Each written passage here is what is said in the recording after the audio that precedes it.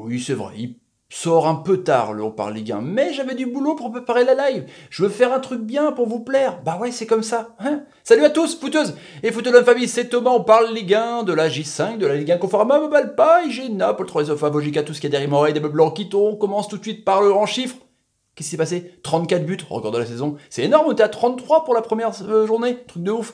Guingamp, toujours 0 points. C'est une stat pas terrible pour les Bretons parce que quand tu perds tes 5 premiers matchs, à l'image de Metz et de Troyes à l'époque, tu descends. Donc faut se réveiller quand même. Hein. 6 décisions, la variole, litigieuse ou pas, on va voir ça dans le point variole. 2 victoires à l'extérieur, 5 victoires à domicile, 5 nuls. 5 nuls, c'est bien quand même. Franchement, je trouve que c'est pas mal. Des équipes qui commencent à se rentrer dedans et à se rendre la bourre. Revue du web, qui est surtout axée sur les Champions League avec Rabiot. Hein. Est-ce que c'est le maillot important du milieu de terrain? Est-ce qu'il pourra le faire? En tout cas, pour Foot Mercato, c'est ça. Pour Sport 24, les trucs importants pour cette reprise de la Ligue des Champions, en l'occurrence Messi et Barcelone, est-ce qu'ils pourront le faire, soulever la coupe, reprendre un peu le titre? Hein.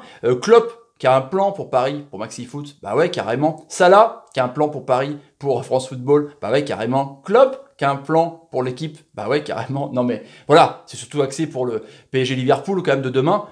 Et il y a aussi Monaco Atlético Madrid à suivre sur la chaîne, hein, à partir de 8h30 les amis, en direct. Le locomotive de la Liga, ils ont fait quoi en l'occurrence Paris? Bah oui, avec Cavani dans cette forêt de joueurs stéphanois. Il a marqué un but, il est toujours aussi énorme Cavani, des stats de ouf. On le voit pas du match. Et d'un coup, il sort un but. Truc de taré. Draxler, l'aigle de la Mannschaft, il vous laisse montrer. Et ben, il a marqué un beau but hein, sur cette ouverture de Verratti, cette double tête de dauphin, ça c'est intéressant.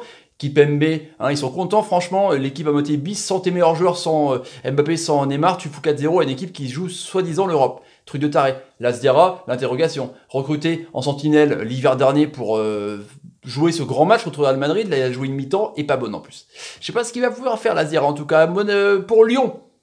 Ce super coup franc, son 4e direct à Lyon, c'est bien. Il s'est pris une belle coup de taloche par Djikou. Franchement, un match tendu des Lyonnais qui n'y arrivent toujours pas contre des équipes en bloc bas. Franchement, c'est pas terrible de dingue. Franchement, un début de saison bizarre, à l'image de Touzard au milieu de terrain. Raoui, le Canet qui saute très très haut, franchement. Bah ouais, et Beauvu qui a été très bon dans ses Lyonnais. Bah ouais, il a marqué un penalty sur 2e but quand même, franchement. Et ils ont du mal, les Lyonnais. Franchement, je vois que Genesio est un peu en crise. En plus, ils auraient pu perdre le match avec cette tête de Dengue jusqu'à 89 minutes où Ferland Mendy a marqué l'égalisation, alors que Ferland Mendy, normalement, aurait dû prendre 2 jaunes. En tout cas, on parlera de ça dans le point variole. Iseka qui a encore une fois permis à Toulouse de rester dans le top 5, mais aussi permis à Monaco de rester à 15e. Ils n'y arrivent pas non plus Monaco. Monaco fait du Monaco, mais pas du tout. Pourtant, il y a une belle frappe au Tillmans, aidé par le Hawkeye, par la Goal Line Technology. Heureusement quand même, parce que franchement c'était pas terrible, ils arrivent pas, à force de vendre tes joueurs, à force de faire du supermarché, le magicien Jardim il peut pas faire. Bah non, et Glick il a beau compenser les errements défensifs de son ami Jemerson, c'est pas terrible. Ça, j'ai peur pour l'Atlético Madrid, franchement ça va être compliqué. Payet, lui il régale, hein. Il a retrouvé ses anciennes amours à gauche, avec ce but, ce lob magnifique, hein. Johnson il était, oh là là c'est trop haut. Franchement, c'était assez énorme, Dimitri Payet, il n'aurait pas été blessé, je pense qu'il aurait été à la Coupe du Monde. Strootman permet à l'OM aussi de sublimer certains joueurs, Sanson est monstrueux. Payet du coup est énorme aussi, enfin je sais pas, d'avoir un joueur de cette classe-là, ça permet vraiment d'élever ton niveau de jeu. Il est énorme au milieu de terrain. Tovin, meilleur buteur de Ligue 1, 5 buts, encore sa spéciale, contrôle orienté, repiquage, paf, frappe enroulée à la Robben. Il est énorme, il va marquer encore 20 buts cette saison, vous allez voir, comme Boré, le bleu de chauffe. Faut se réveiller quand même, faut se réveiller. Les promus, ils ont fait quoi justement? Bah ouais, Engels, l'économiste Engels de Reims, ils ont tenu la baraque franchement. Ils ont pris 1 point sur 3 matchs, mais ils arrêtent l'hémorragie grâce à Edouard Mendy, où j'ai mis dans mon équipe type du petit filet la page Facebook, n'hésitez pas à suivre les amis. 1m97, 6 arrêts, il a été énorme. Pas comme Tatarou Sanou de Nantes. Il a fait des relances cheloues, normalement il est bon. Le Nîmes, évidemment, avec Jimmy Briand qui a marqué un doublé, mais Nîmes, ils sont énormes, quoi. C'est une des meilleures attaques, la 2e derrière Paris, c'est aussi une des pires défenses. Ça marque, mais ça prend des buts aussi. Franchement, assez incroyable. Ils ont muselé le double K, là, Kalou, Kamano, une bonne défense, des bons joueurs, et puis Bozok, que j'adore, qui est rentré, une passe D et un but. Franchement, chapeau à Nîmes, où il y a du spectacle, c'est bien pour une équipe promue comme ça qui ouvre le jeu. Ça fait plaisir, et Costil, bah ouais, il a pris encore un coup franc, mais... c'est Bobichon, il a mis une frappe contre Areola, donc les gardiens de l'équipe de France, ils sont prévenus avec l'ami Bobichon. C'est comme ça, pendant ce temps-là, il y avait quoi? Ben Arfa, il a joué? Non, il était sur le banc, il a serré le banc, il a vu les Rennais se prendre une brousse quand même dans le jeu, pas dans le score, par Nice. Avec la défense à 5, comme contre Lyon, ça commence à marcher franchement, avec Saint-Maximin qui est un ouf, hein, franchement, une vitesse de dingue. Je l'appelle la châtaigne. Il y a la foudre, Mbappé, et il y a la châtaigne, l'ami Saint-Maximin, un truc de taré. Bon, le Strasbourg-Montpellier, le 1 partout, 9e match à la Bosso, sans victoire. Stat bizarre quand même pour les hommes de Darzac, les transports d'Azarcarion. C'est pas sexy Montpellier. Et puis Motiba a marqué un beau but. L'ancien Lillois. C'est bien le Strasbourgeois. Il est félicité par Mitrovic, le défenseur. Pépé, un triplé, 4 buts, 3 passes D. L'homme fort de Lille, qui sont quand même dans le top 5. Truc de taré, franchement. Franchement, je suis surpris par ce joueur qui valait 30 millions, qui voulait partir, non, qui pouvait partir à Lyon, qui a préféré rester là pour être titulaire. En tout cas, je sais pas combien ils vont le vendre, mais Lopez, il va avoir du blé. Ça, il va être content. Et l'ami Godos, bah ils sont revenus quand même. Godos l'Iranien, avec un transfert un peu chelou, en quête de la FIFA, qui aurait pu aller au Stade Rennais, encore un coup franc, 2e but en 2 matchs. Pas mal quand même, franchement. Bah Oken, difficile de faire oublier ta carte au Koikombi, sa saison de fou, 17 buts. Mais là, il met une frappe. Waouh, waouh, waouh. Petit contrôle comme ça, hop, je suis sur mon mauvais pied de pied gauche, je m'en fous, lunettes. Pas mal. Là, vraiment, là, la famille d'Amrabat, la toile d'araignée. Truc de taré. Deloguio, Dijon, 1 point sur 3 matchs, sur 9, là, c'était bien parti. Ils sont encore dans le top 5, c'est pas grave, mais il a dit, bon, si on joue comme ça, forcément, on va pas prendre de points. La logique. Le point variole, justement. On va commencer par ce Nice-Rennes.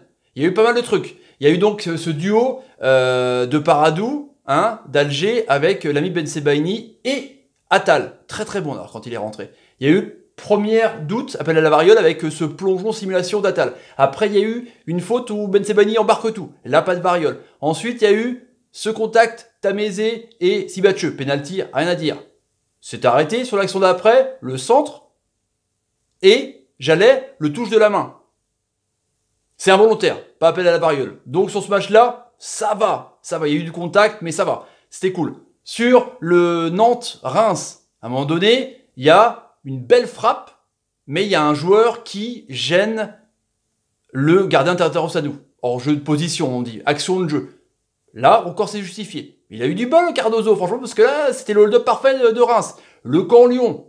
C'était compliqué aussi. Cette coup de taloche, il ne va pas venir de Djikou, son 4e dans sa carrière quand même, dans Fekir. Je pense que là, il n'y a rien à dire, franchement. Il y a aussi ce penalty où certains disent qu'il y a simulation, mais je pense que quand il fait le grand pont sur le gardien, Lopez, bah voilà, et je pense qu'il embarque tout, à mon avis. À mon avis, moi je pense que c'est bon. Je vais trop vite. Il y a aussi Ferland Mendy, il fait un gros tacle en première mi-temps, il prend un jaune, et sur le penalty, il devrait prendre un jaune logiquement, parce qu'il fait une faute. Du coup, il aurait peut-être dû prendre un rouge. Ouais. Et du coup, il aurait peut-être pas mis le but 89 minutes.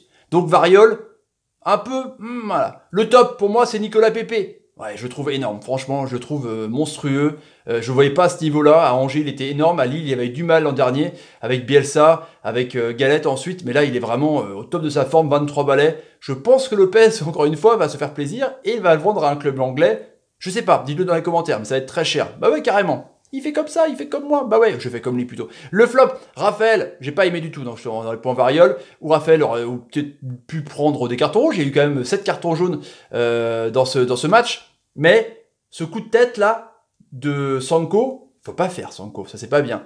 Mais après, faut pas non plus simuler comme ça que t'as plus de tête, t'as un trou dans la tête quoi. Il était comme ça pendant 1 heure sur le terrain. J'ai un trou là. Non, t'as rien. Si, j'ai un trou. J'aime pas ça. Ça m'énerve.